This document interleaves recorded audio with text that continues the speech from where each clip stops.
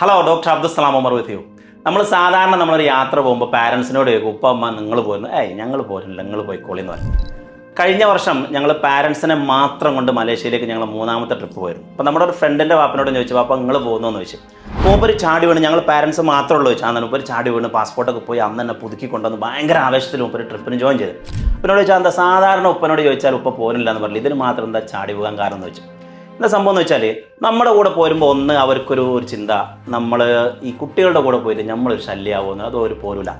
2, നമ്മളെ കൂടെ പോരുമ്പോൾ അവർക്കൊരു ഇൻഡിവിജ്വാലിറ്റി ഇല്ലല്ലോ. കാരണം അവർ അപ്പോഴും ഒരു പാരൻറ്റ് മോഡൽ ഒരു അങ്ങനെ ഉണ്ടല്ലോ, ഒരു എൽഡർ മോഡലുള്ളത്.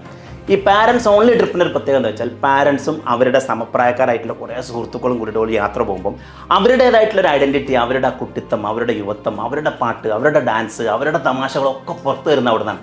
പിന്നെ നമുക്കുള്ളൊരു ചാലഞ്ച് ഉണ്ടായി, ഈ പ്രായത്തിൽ പാരൻസിനെ നമ്മളില്ലാതെ പോയാൽ ആര് ടേക്ക് കെയർ ചെയ്യുന്നില്ല. അപ്പോൾ നമ്മളെക്കാൾ കൂടുതൽ ശരിക്കും അവരുടെ ഗ്രൂപ്പിൽ ഒരു ഡോക്ടറും ഒരു നഴ്സും ഒക്കെ ആയിട്ട് അവരുടെ വളരെ സുരക്ഷിതമായി കൊണ്ടുവരും കൂടി ചെയ്താൽ പാരൻസ് അവരുടെ ജീവിതം ഒരു പക്ഷേ ആസ്വദിച്ചിട്ടേ ഉണ്ടാവില്ല.